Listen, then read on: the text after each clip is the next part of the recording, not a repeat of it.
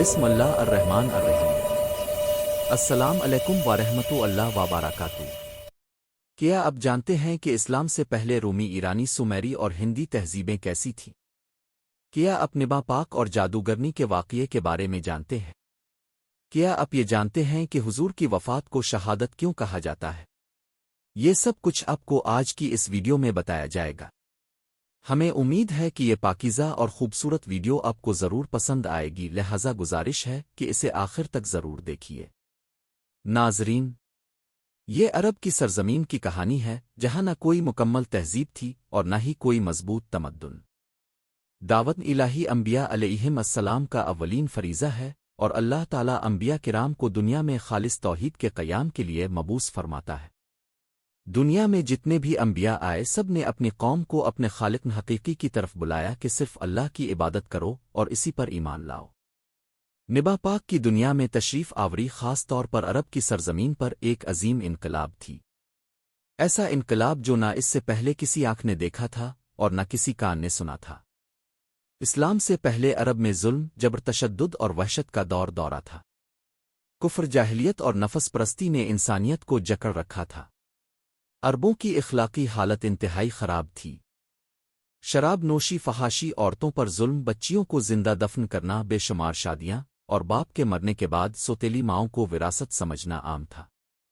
بیوہ عورت کو 1 سال تک قید میں رکھا جاتا، اسے منحوس سمجھا جاتا، نہ صاف پانی دیا جاتا نہ لباس۔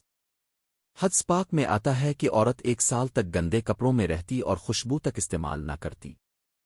اس کے باوجود اہل عرب میں کچھ اچھی صفات بھی موجود تھیں، جیسے مہمان نوازی، آزادی، غیرت اور شجاعت، مگر بے شمار برائیوں کے نیچے یہ خوبیاں دب چکی تھیں۔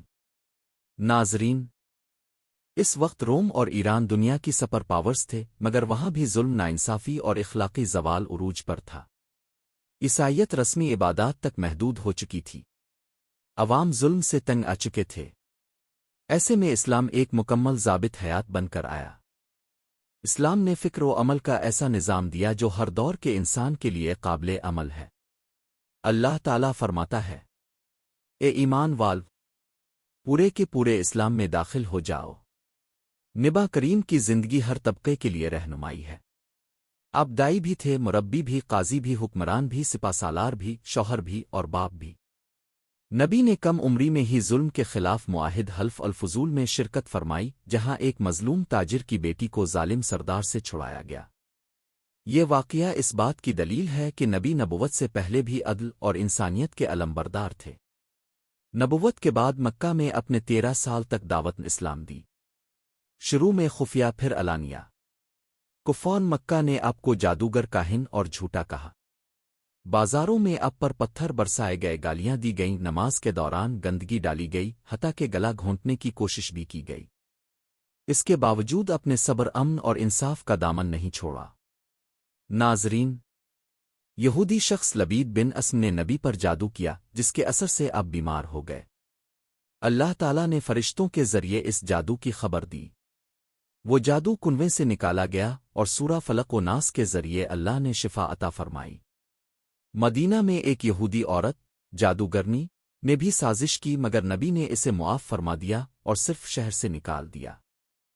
اسی طرح خیبر کے بعد ایک یہودی عورت زینب بنت الحارث نے بکری کے گوشت میں زہر ملا کر پیش کیا۔ نبی نے فوراً تھوک دیا، مگر صحابی حضرت بشر بن براق زہر کے اثر سے شہید ہو گئے۔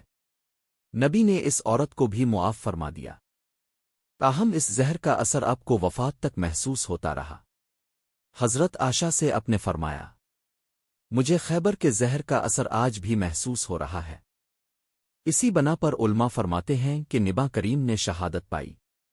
ناظرین کرام، یہ تھی ہماری آج کی ویڈیو۔ اگر آپ کو یہ ویڈیو پسند آئی ہو تو چینل کو سبسکرائب کریں اور اسے دوسروں کے ساتھ ضرور شیئر کریں۔